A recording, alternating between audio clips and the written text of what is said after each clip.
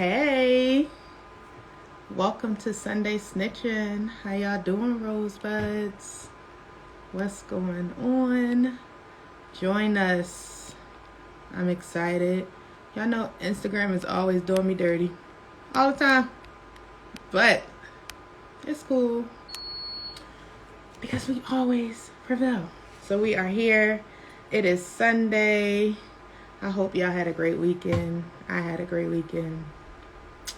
And I'm excited to talk about our topic for the night, Ratchet versus righteousness, and how it relates to love and relationships. I don't know about y'all, but I've definitely had some ratchet as well as righteous relationships or moments in my relationships when I feel that way. And we have a special guest, of course. I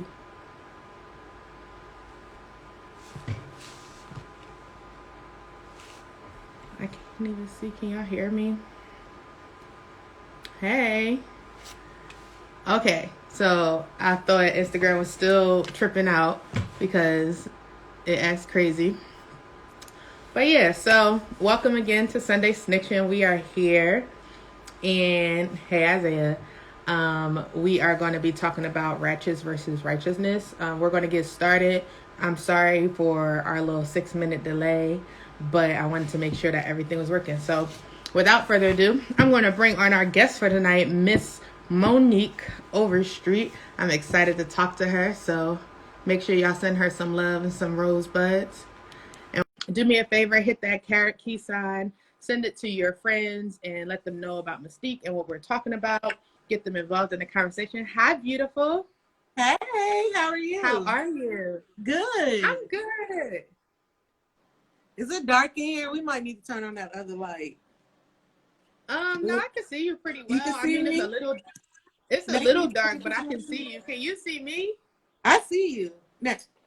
I feel like I'm dark. No, I think you're good, but the ring light is like blinding me, so I can't tell. Hold on. No, I think you're good. You can see where you can. Oh, you look good. Yeah. Okay. How you feeling? So I am feeling great. My birthday is in a couple of weeks, and my friends threw me a surprise party today. Oh, yes, I walked into the house and I was like, "What?" Oh, so that's been amazing. That's so sweet. Shout out to your friends. Hey, I know, that's so dope. Awesome. Hey. Rosebuds, make sure y'all say happy birthday to Monique. I'm so glad to have you on. Thank you. So, I was nervous because, Instagram been treating me dirty for like last week and a half. So I was like, oh man, what's going to happen? So it's been crazy hectic. But we here, and I'm glad that we are here. So let's just jump right into it. So first things first, tell the Rosebuds, tell everybody who you are and what you do for a living. All right, cool. My name is Monique. I am the owner of Mo Knowledge Solutions. I am a associate licensed therapist in Atlanta, Georgia, Tucker, Georgia, Dunwoody, Georgia. I work at a crisis call center as well as a clinician. I see clients private practice. I work under my director, Bianca, at Authentically Be You. And I have a supervisor named Keisha. So, I'm a public speaker. I do like small business consulting. I'm just out here in these streets. Yeah, shout out to you out here working. working. Yeah. All right. So talk to me. So you said that you are a therapist. So what is your realm of expertise? Like what makes you just get all excited in your field? I love emotions, period. Like when people show emotions, whether it's anger, sadness, whatever it is, that's beautiful to me. But I also, the thing that made me become a therapist is learning how to be accepting of others. Because I know for me, it was hard to, I wasn't always accepted. And it's because people don't accept you when they don't understand you. And so I always Fact. try to make sure, like my message is, it takes a village to be human, and that's because it does. We out here in these streets trying to learn how to live, and if you sometimes people be like, I don't need this and I don't need that. Yes, you do, boo. You need people. You need people Right. to guide you. You need people to encourage you. You need people to that you can cry. You need people to hate on you, honestly, because you need people to grow. So that's just how I feel. And going into the counseling field, I like working with people that have dealt with trauma, which we all have. So that's not a huge biggie, but like relational Right. trauma, domestic violence, sexual assault, sexual rape, any of that. So that's what I choose to do. All right. Yes, that is dope. Okay. So you got my mind going now, and I'm like, dang, like I want to talk about this, but we're gonna stay focused. I'm gonna try to stay focused. Okay. Let's go focus. So our topic tonight is ratchet versus righteousness. Now, that could mean an abundance of things, but here on Sunday Snitchin, because we like to talk our good shit and we like to keep it, funky, we're talking specifically about relationships and how there's this phenomenon of this ratchetness versus righteousness when you're talking about your fantasy, right? So first things first, I want you to tell me why you chose this topic, because you had a bunch to choose from. Why did you choose this one? What made you be like, that's it for me? Hold on. Almost knocked on my plant. So what made me choose this topic is because I took a period where I took a year off of dating, and then I took 2 years to be celibate. And yeah.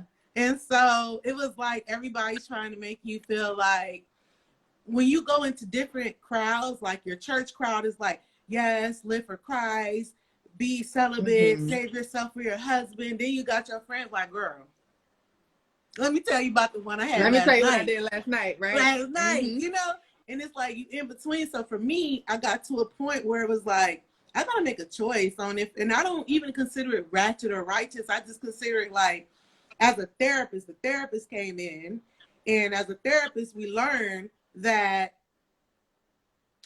touch is important. And I was missing touch. Like I was missing touch. And not just like a touch from a man. I was just missing touch. Like touch is healing. It's soothing. It's what you need. And so I had to make a decision on if I wanted to continue to be celibate. But I felt like I wasn't being my true self being celibate. Like I had to cut myself off. And I know that's a part of being a Christian, is like bowing down to your flesh and living in the spirit.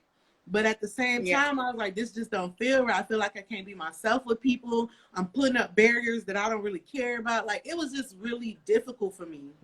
So that's why I chose this topic, because I felt like I could talk about it. Okay. Well, you're gonna have to, give me some pointers. So I'm gonna just hop in. I'm gonna give you a scenario, and in this scenario, I want you to tell me, what do you feel like would be the best option? So, and all of these scenarios are based on me, so nobody else, it's just me. All right, you ready? Yep. Okay, so first scenario, I've been single for now 3.5 years. And in that, I have also been celibate on and off for, I was doing good. I lasted like 6 months, and then I was like, all right, forget this, right? But recently, I went back to being celibate, and I was just like, you know what? I'm just gonna do it. I'm gonna settle. I'm trying to focus.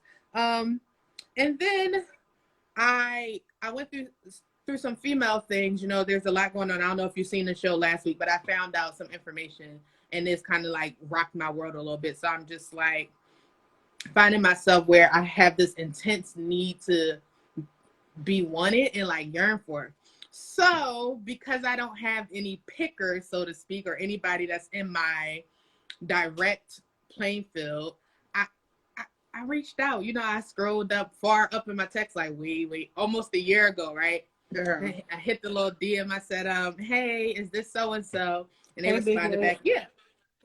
So they respond back, and they were like, so, you want to talk to me now?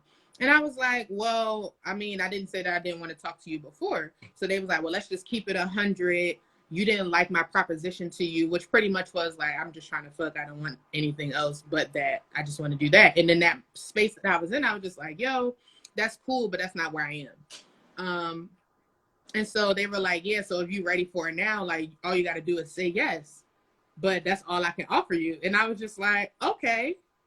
So is my pushing to be like, hey, like I'm reaching out to you because I still want to get to know you. I want to, kind of give you another chance.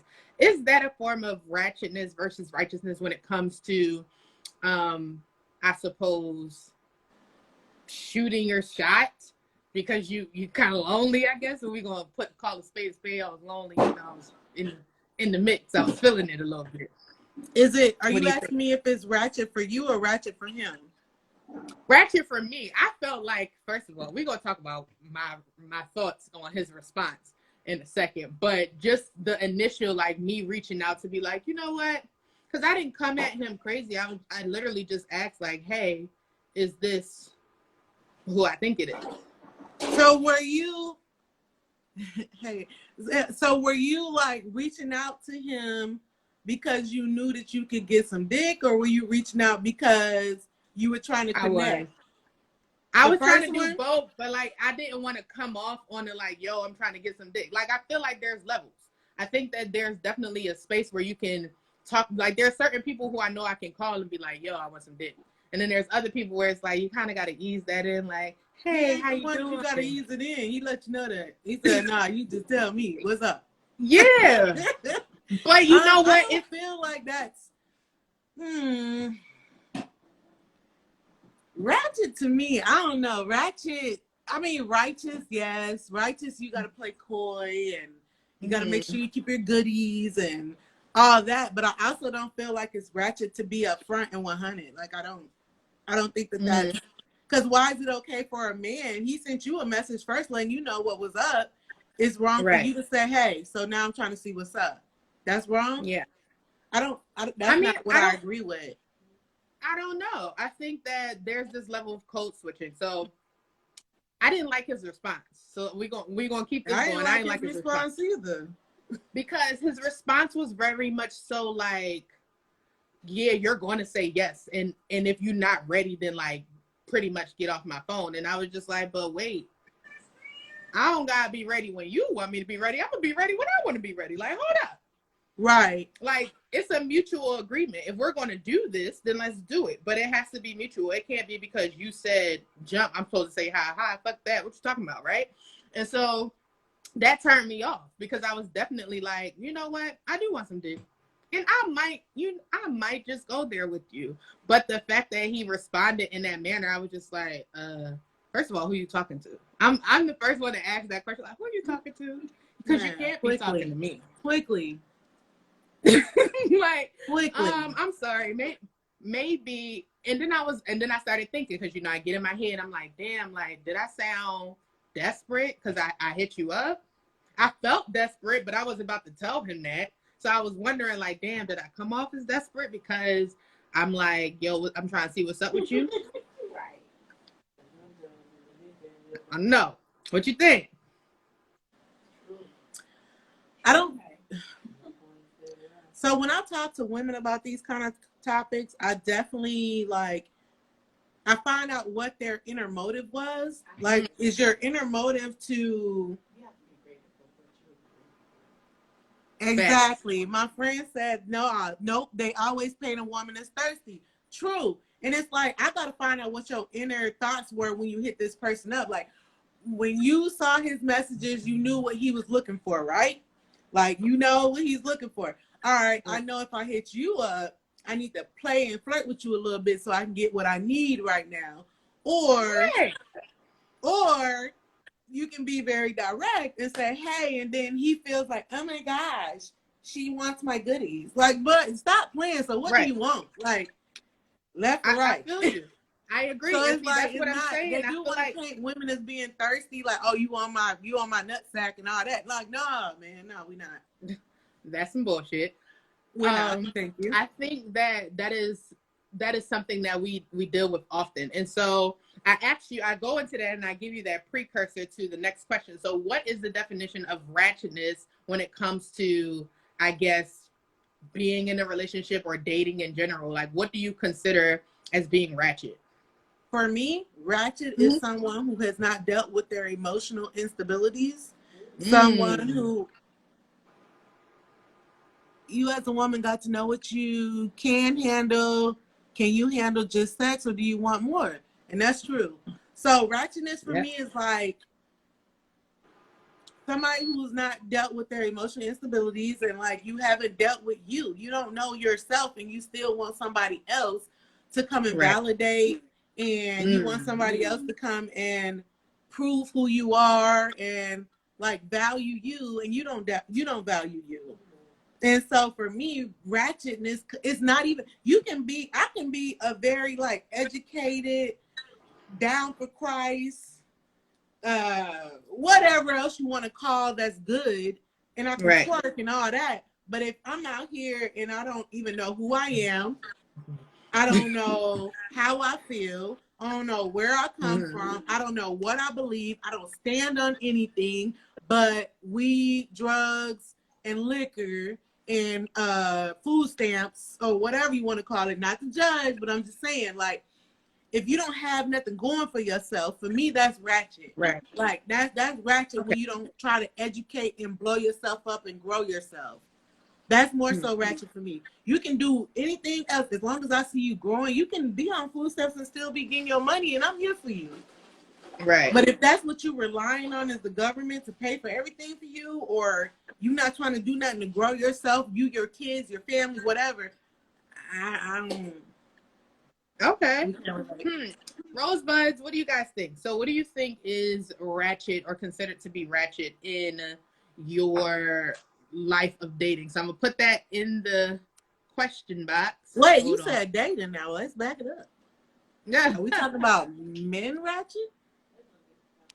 I mean, we're talking about the whole thing. Listen, there's nothing that is not on the table here at Sunday Snitchin. Like more so of a female perspective, but if we going for male ratchet, listen, let me know. A whole nother story. So, male ratchetness.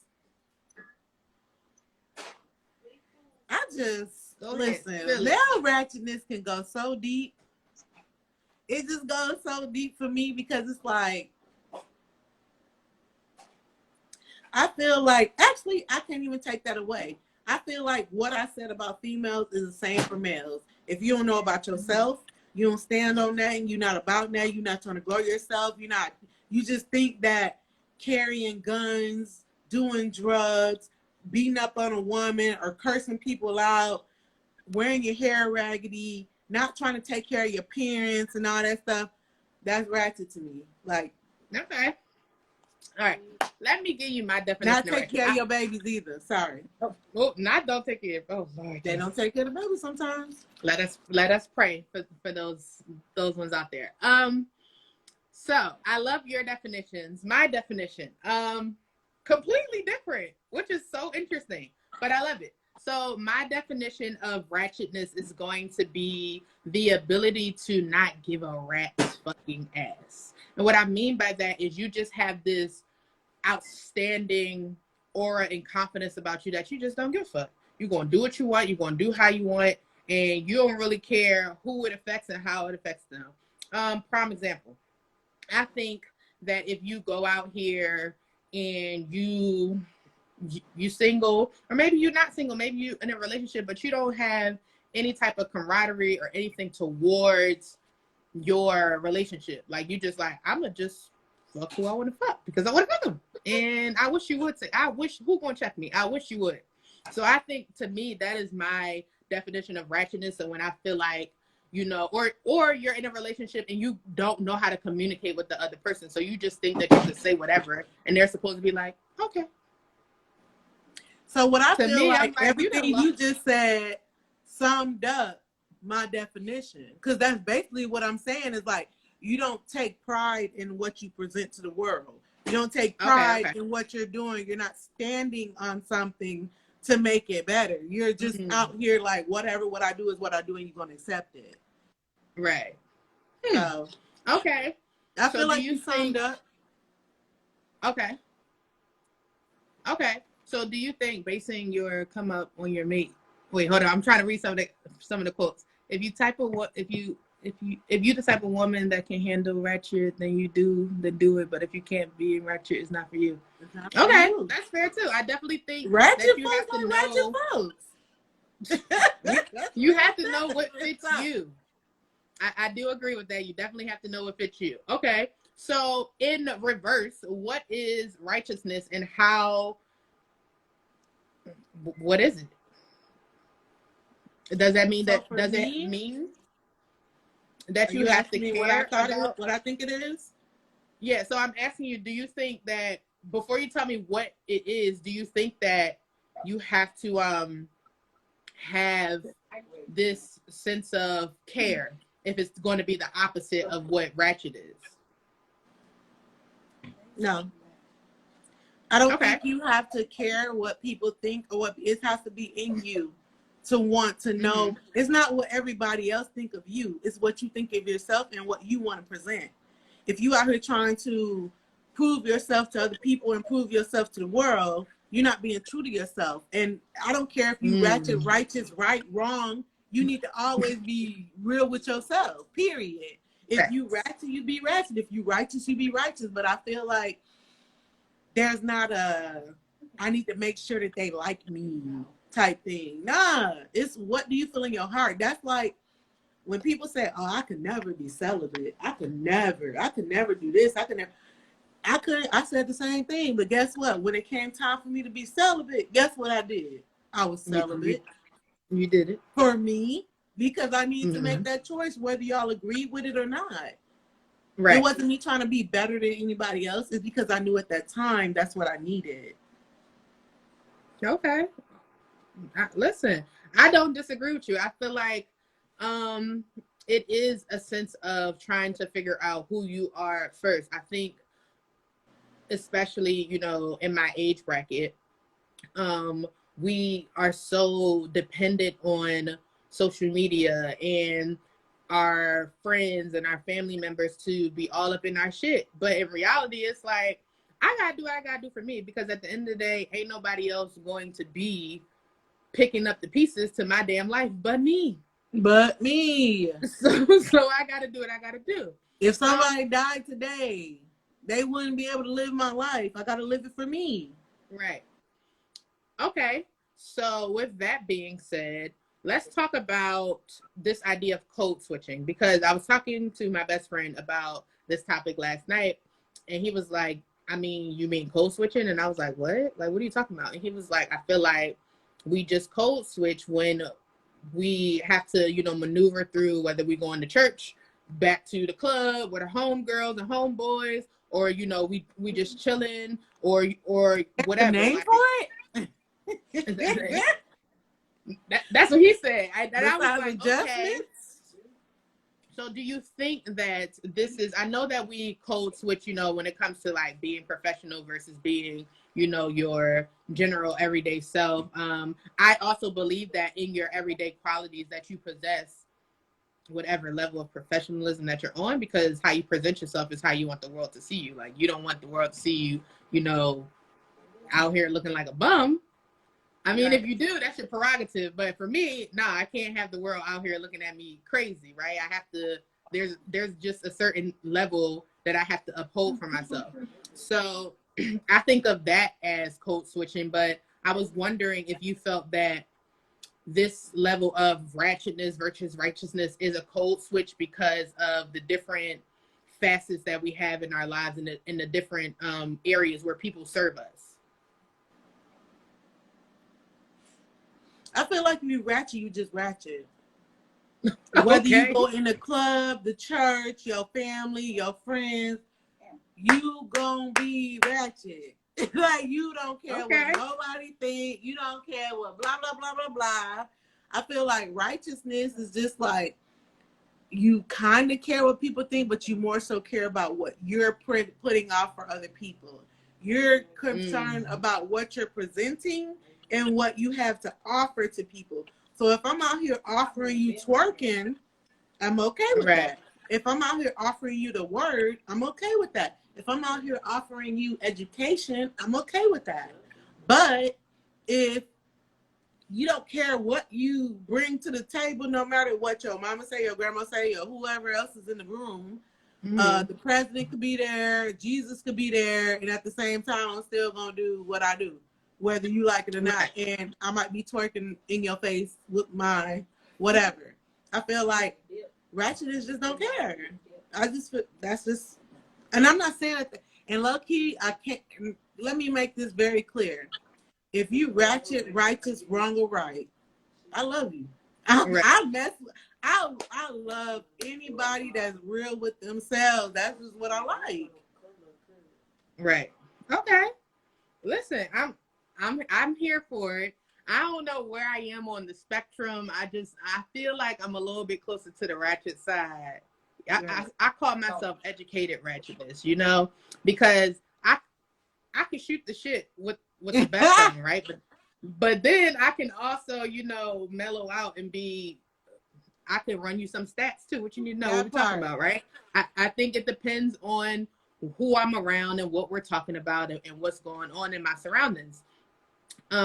So we're going to go into a little bit the level of when we're talking about fantasies and how that works. Oh shit, I got a smile now. What? Oh, okay. So first define what fantasies are to you. And we'll talk about that a little bit. And then we're going to talk about why do you think that fantasies are judged and given this title of like, oh, that's ratchet, or oh, that's normal, or that's vanilla, as they call it in the world of sex. Vanilla or green. Mm. So fantasies to me are like things that you imagine in your mind that you want to happen, that may be abnormal to others, but you've like played this thing out that brings you so much passion, desire. It fulfills your like maybe sexual need, or maybe it's just a need in general. I don't know, but I feel like a fantasy is like something you don't know if you can make that happen or not, but it really can if you really make it happen. Okay. So it's kind of like that, one of those things that you want it to be tangible, but like oftentimes it feels that it's very intangible. One of those? Yeah. Okay. In a sexual way. Sexual way. In a sexual way. And because I mean, you got to make sure that you know the difference between fantasies and fetishes. So fantasies are different than fetishes. So make sure that that's known. Absolutely. Yes. Definitely have to coin that. Okay.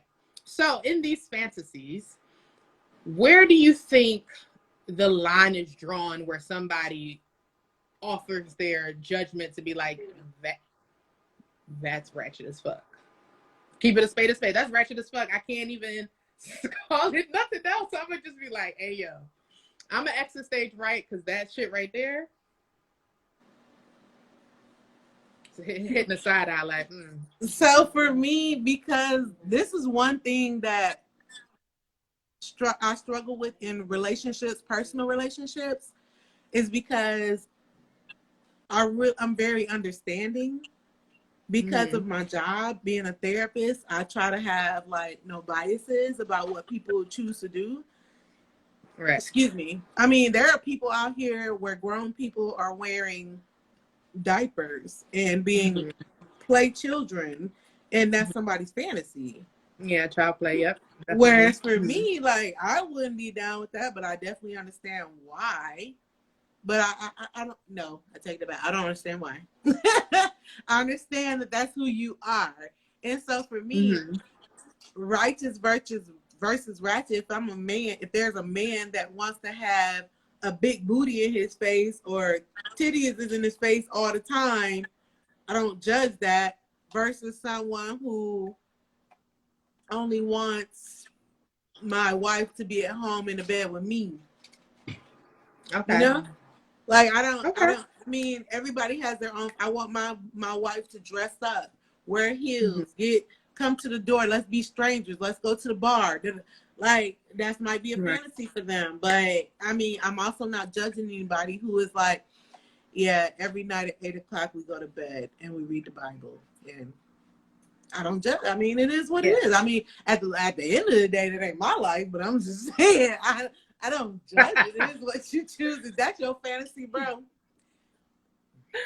Okay.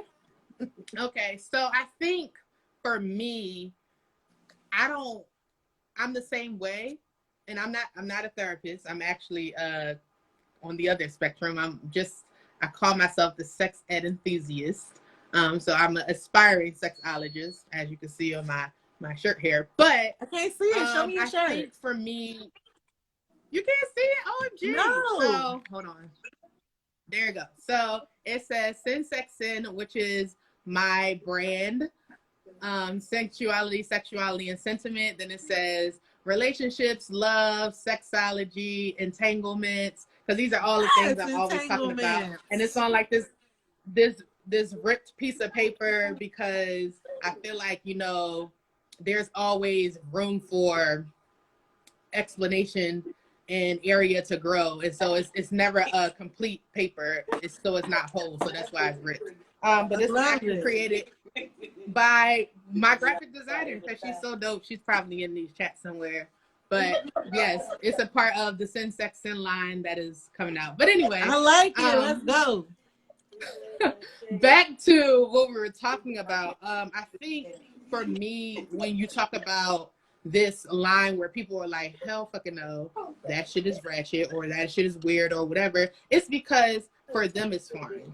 And for them, they haven't gotten to the point where they can connect their uncomfortableness with their trauma. And they also haven't been able to connect, where they are and what they're doing within their lives and how that relates to other people. So it's like, oh, if I say that this is weird or this is one way, then it must be the same way for you. And it's like, nah, nigga, we two different peas in a pot. Right. Like you and I'm me. I'm X, you, Y, and that's how it is. And if we come together, we can make something beautiful. Right? Yeah. But I think the issue is we have things like media and everybody in their opinion. And I'm a firm believer that your opinion is like fucking toilet paper. You can take that shit with you. Like, just because it cleans your asshole doesn't mean that it cleans mine. And so I feel like because you make these opinions and everybody has put in their thoughts into it, a lot of it, which comes from ignorance because they don't know anything, and they swear. And when it comes to sex in general, I think that sex is one of the biggest topics that everybody swear they know everything. I claim to be a future sexologist, and I'd be like, I don't know. I feel like I only know 0.5%. Man, it goes deep. It goes and I'd be looking at people like, what? Fantasy, sex, fetishes, all that goes deep. You hear me? It's crazy. I ain't gonna say it's crazy. I just think it's intriguing. It's very, listen, I'd be like this. I was reading the other day. This is me. Sex. Just like this, like, Look, head cock. Tell me more. I wonder how I can wait. Now that one I'm not too sure about. Okay. Not sure if I can flow. But if I did it like I'm here. But I think that it's very interesting to me to hear people be like, oh hell no, or pass off these judgments like, oh well, this person must be this type of way if they are willing to do X, Y, and Z. And it's like, is that the case? Really? Is that what it is? So what I'm learning as like a therapist is that a lot of things come from your development and growth and the people that you've been around. You have to choose to do something different than what you were taught. And that's why they talk about the generational curses and breaking all that and, things like that. Mm-hmm. You have to choose to see people outside of the norm that the scope that you were taught to see them out of. You know what I'm saying? So it's like, yeah, I agree. I can't see you from how I was raised. I have to see you from my actual, just see you like that. There's not a lot of people out there either that are willing to just see you either. So yeah, I think you make great points. I wonder, why do you think that people can't detach from their generational curses or their social cultural norms that have been set for them? Like, why do you think it's so hard for them to be like, nah, I don't want to do that, I'm gonna go left while the rest of y'all going right, or whatever the case may be? It could be a sense of loyalty. It could be a sense of just not having anything else presented to them. It could be a sense of not wanting to make a change, or I mean, it's a lot of things that could play a part into why someone chooses not to do differently than what they were raised from. Like, I got questions. I need things to have. Y'all are. So let me just tell y'all, I got people in my living room, and they're being so disrespectful, bro. Like, they've been talking and everything. They're just disrespectful. Anyway, moving Saying forward. shit. That's cool. Exactly. So I just want to make everybody know that this is what's happening here. No, I'm not. So at the end of the day, the way I feel is like people struggle to change because they also feel that they won't be accepted. Yeah. They don't like the unpopular opinion. So, you know, it's Sunday Snitchin, so we gonna snitch. I'm gonna talk some shit. Let's snitch. What we snitching on? One of the biggest things and issues that I have is with people who are Bible thumpers. Now, don't get me wrong. I am downright a Christian woman. I believe in the higher power of God and things of that nature. Let me make that my disclaimer. However, it grinds my gears when individuals make it seem like they ain't never been on the other side. It irritates me, especially when they pass judgment. So for me, I'll use an example. My father, who I don't ever talk about, but I'm going to talk about in this sense.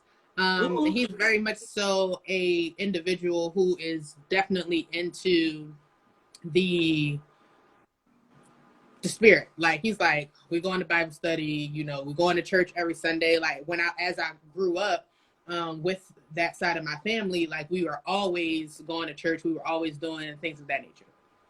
Cool. That was great.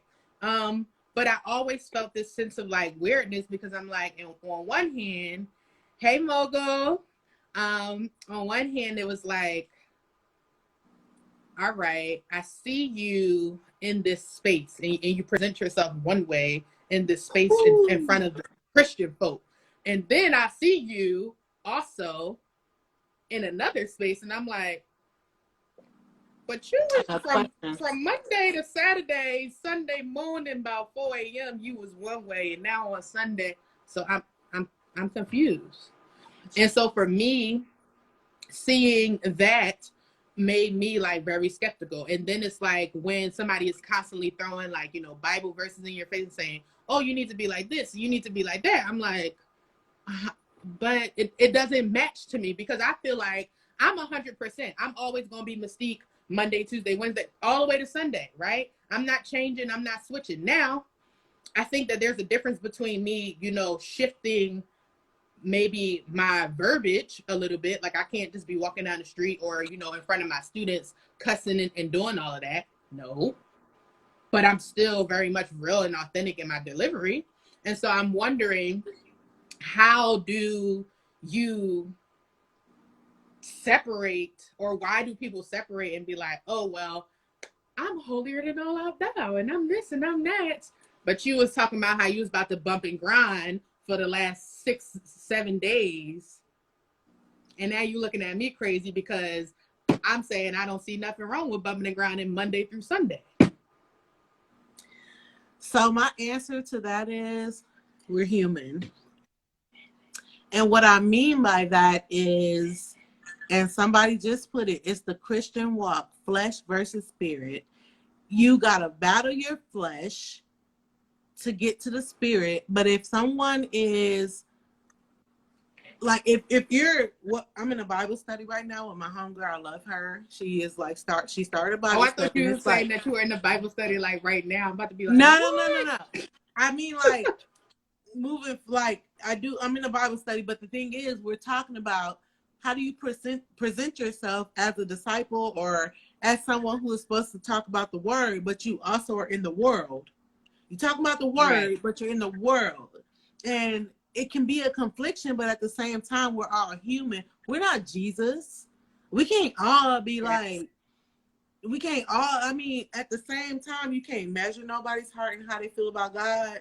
You can't measure nobody's prayer life because you don't know, they might wake up at 7 a.m. and say a prayer, be in their prayer closet, and by 8 a.m., they taking shots, smoking crack.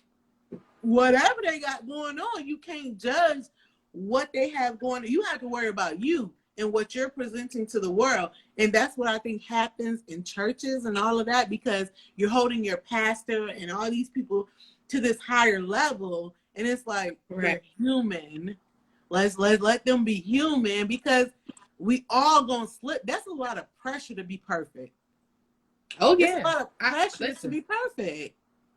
So it's like, I'm never going to be perfect. I'm just going to be who I am, and you either going to accept me or you're not. But then at the same time, the ratchet versus righteous, you know? You're ratchet if you out here having sex, going to the club, and da-da-da-da, and then in the morning on Sunday, you at church like, praise God.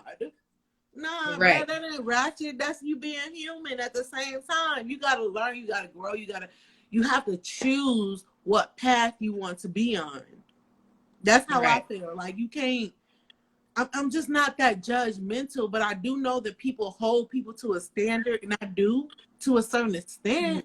But I also hold you to a standard that you hold yourself to. What do you hold yourself? What kind of standard you got for yourself? I'm not holding you to nothing that you can't even hold yourself to. So you better preach. Sorry.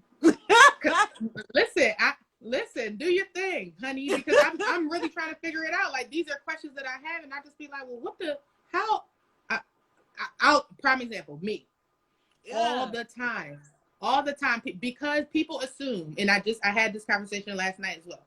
People assume that because in my title it says sexologist, or because when you ask me a question and I can fluidly talk to you and speak to you about my thoughts or perspectives or, you know, whatever I feel about sex, that means that I am overly sexual, or that means that I am promiscuous, or I'm a slut or a whore. I think that I play around with some of these definitions a lot, but it's like, well, what does it matter? And why does you defining who I am? First of all, in my mind, I'm like, what the fuck does that got to do with you? But that's just me. Period. But at the same time, in America, we have the strictest, like, we are the most strict country about, we are so secretive. Like, me and my homegirl was talking like, what did your parents teach you about sex? Nothing. What did your parents teach you about having a cycle or a period? Nothing. Like, we so secretive, like, oh my God. But that's because y'all been messing around with y'all kids in the family, and should nobody be doing that. That's incest. That's different. Facts. So now y'all don't want to talk about the sexuality and sex and things like that. Man, stop playing. I'm sorry. Listen, y'all been messing around with the cousins, the uncles, and all that. Yes, and we always trying to sweep shit under the rug. No, Uncle Elroy, let's come talk about it. Let's talk about why.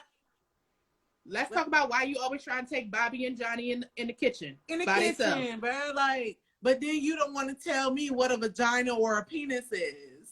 You don't want to tell me that pregnant and da-da-da-da. Like, better yet, you want to tell me how my shirt, because it's just a little bit showing just a little bit too much midriff, or I'm showing too much breast, that I am overly sexual. But meanwhile, your ass was around the corner with Aunt Susu and her sister, and you got a mom and a wife over here and 6 kids, and then around the corner you got kids too. Tell me about it. But I'm overly sexual. We got questions? We got questions? Listen, Rosebud, I y'all have talk to questions us. that need Tell us what's up. answers. Listen, they laughing. They said people don't know how to mind their business. Yeah, and it's like we want to pass judgment, but you want to pass judgment on what? Because be clear, you have to be able to accept your rights just as well as you accept your wrongs. And at every instant, there can't be a double standard. Like, no. And this ain't just about women. This ain't just about men. This ain't about transgender. None of that. No, it's about individuals in itself. You got to be okay with this is what I'm about to do. And this is how I'm going to do it. And this is how I'm going to move. And if you don't, like, I can't rock with no one that cannot accept their rights and wrongs. You have to accept your rights and wrongs. Like, I'm very reflection. I'll reflect on myself like, ooh, yeah, that's right. I need to work on that shit. Like, for real, for real. Like, I did say that kind of fucked up. My bad. But I mean, listen, I know my best friend be so irked with me because I will literally call him and be like, do you think this will be random, like out of nowhere? Do you think I do this too much, or do you feel like I handled the situation correctly? And he's like, I thought that it was fine. Like, what are you doing? I was like, it's that reflection time, so you know I got to sit and think about the actions that I made. How did I feel about it? But see, you asking him, but you're not asking yourself. No, I always ask myself first. Okay. And then you know how you be like, well, maybe because always about, I think that because we are our own worst critics. Right. And so I'm like, let me ask myself first. Then based on my answer, if I feel like I'm kind of still in limbo, then I'll go and ask those people who I know will hands down tell me the truth. Like, how you feel like I handled the situation? Could I have handled it better or whatever? And then they'll give me a response. And also because I feel like you have to be able to know your rights and wrongs, but you also have to understand too how people are perceiving it. Because you can have an intention to be one way, and then the shit turns left because somebody else perceived it totally different than what you meant it to be. But let me say something. When it comes to that type of situation, you have to understand what was your intention. True. Based on what their experience was. And how did they experience? Based off what they were taught, what was fed into them, how they feel, their insecurities, all that plays a part into how they took what you said. Right. Like, I wasn't even trying to direct that at you, but you took it personally. A hit dog gonna holler is what they say. True. I mean, I hit dog gonna holler. I think you're hitting it right on the nose. But I wonder, how do we get to that point where it's like, okay, let's say I said something and you perceived it a way. How do we get to that point where we can communicate? Because I think this is one of those things that gets swept under the rug too. It's like, oh, you made me feel some type of way, but I ain't gonna say shit about it. And then here we go 3 years later, it's like, yeah, because back in 2015, you said, and you'd be like, what the hell does that got to do with now? Multiple times. I can definitely speak on that topic. And what I say is, I'm sorry that you perceived it that way. I'm not sure what was happening. What was your perception? And then it's like, well, what made you perceive it that way? Based on what I was trying to project. Because something inside of you, like whatever I said, hit a note. So what was that note that was already there previously before I said this? To make you think that I was being whatever, judgmental, rude, mean, blah, blah, blah, blah, blah, whatever. I don't know. At the end of the day, I just feel like people are, for one, I hate saying the word sensitive. We're not sensitive. I just feel we're unaware. And you're only sensitive when you're unaware. When you're unaware of your own stuff, that's when you're the most sensitive. If you be unaware of why you respond the way you do, how you respond, what you expect, you know, all that's gonna be, you gonna get a whole nother vibe. Right. So yeah. I don't know. That's my agree. Opinion. Sorry. Listen. I love it. I think girl, you dope. You got it. So are you. So we got two. Thank you. We got two fun questions. So we talked briefly about it, but we ain't go into this. I'm gonna have to bring you back on Sunday Snitchin again so that we can get into the whole sexual context, because that's a rabbit hole, and if we go down that hole, well, We in there. It ain't no telling when we coming out. We deep. But I want to ask you, how do you think, and even in starting these general conversations about, understanding your rights versus your wrongs and who you are as a person, how do you feel like people can begin to start communicating those things in a space where they feel safe and they don't feel like they're going to be scrutinized? And for the person that is also listening, so this is a two-part question. How should people start communicating it? And then for the person that is listening and intaking the information, how do they, I guess, effectively listen so that they are not giving off this notion of like ignorance or being unaware or being insensitive to what it is that is being told to them? I know that's probably two things I would say. Well, I got a couple things to say. Number one. Okay. You have to be open. You have to be open to receive, open to accept, and open to deliver. Okay? Number two, judgmental, you got to throw that thing out, because how you feel about how you run your life, how she run her life, and how they run their life, you can't put that out there like that, because you have to be open and accepting of how people move. You don't know what their childhood traumas are. You don't know their support systems. You don't know what their financial life looks like. You don't know if they're living in a trauma brain, or if they're in survival mode, or if they're in like some things you can't just put out there like that. And so I feel like when you are delivering messages and trying to say things to people, you need to be very confident in what you say. And if people aren't accepting of what you say, you need to be okay with that. Like, don't try to force somebody to care about what you got going on or what you think or feel about it. I mean, I appreciate your opinion. It don't hurt me if you don't agree. You can keep it.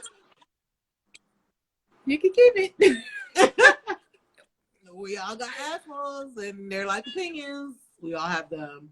So with that being said, but I like feedback. I like criticism. It makes me sit and think.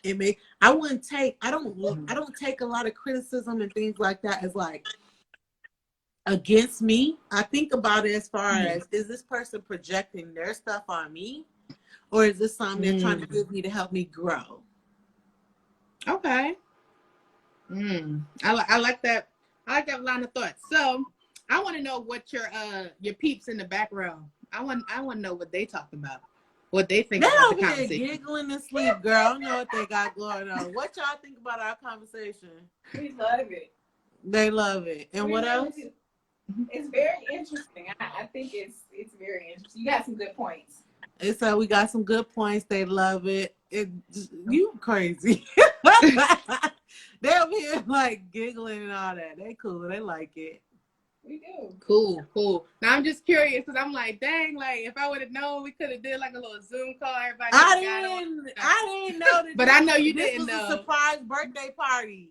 So I know. And I hadn't told them that I had a live, and so I told them like yesterday or the day before. And it was like, so I guess they've been planning this for weeks. Yeah, probably. And then I just told them about it, and they're like, so they've been trying to take shots with me all night. You know, I can't take shots and go on here. Yes, you can, because I it's a Sunday Snitchin. That's all I got is a drink. I cannot take a shot and come on here. Get the shots. Tell them get the shots. Mystique got her shot. We taking shots. No, ain't no shots. I'm not taking shots. I got a drink, so that's enough. Listen, I feel you. All right. So, real quick, I just want you to sum up your thoughts on the conversation. I thank you for coming on here. It's been a great conversation. I can't wait until the next time, because we gonna go down that rabbit hole, and I'm excited to go down. We going down. So here's my thoughts. I think that this was the reason I chose this topic is because I feel like people are so judgmental. Either you having sex or you're not, or even when I was celibate, people would be like, "You celibate?" Even dating, but dating while you celibate is hard. Okay, They find out you celibate, and it's like you died. Like, oh nah, yes. Like they think something wrong with you. Something wrong with you, all that, but it's like, listen, try being celibate, dating, and you talk about sex pretty much for a living. You something might wrong. as well something wrong with you. have a third world and disease being a because therapist, girl, I can tell you, like, I had a whole experience with all that, so I know.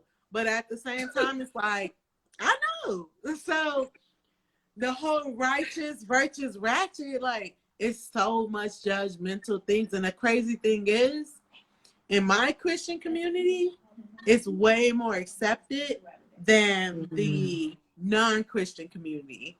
Like, I will accept someone more who is out here in these streets than I would be accepted as a celibate person. So that's the crazy part. But it's like, okay, but we all out here in the world, we just doing our thing and trying to figure this thing out. Why can't we give grace? Isn't that what God gave? He gave grace. We're not giving grace. So this conversation has been like, this was great for me. I loved it. It made me feel good. I'm glad. Well, I'm glad that, your friends, are throwing you the surprise party. I'm glad that I get to share a part of your birthday celebration. So thank you. It was wonderful. We might have to do a part 2 to this and really iron out what Uncle Elroy and his friends, what they do. Talking about. Look, wait, somebody said, like, what, you got AIDS? No, I'm just way more hyper aware of my sexuality, and no, you don't deserve it. Thank you. Period. Absolutely. You're damn right. That's it right there. That's and it.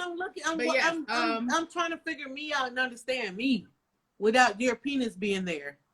Hey, penis, vagina, penis, your mouth, whatever.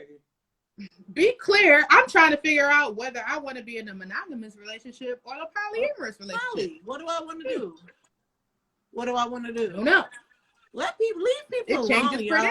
If you don't take nothing else from this, leave folks alone. Do you live your life? Facts. I thank you for having me on here. It's been amazing. Of course. And I will see you soon.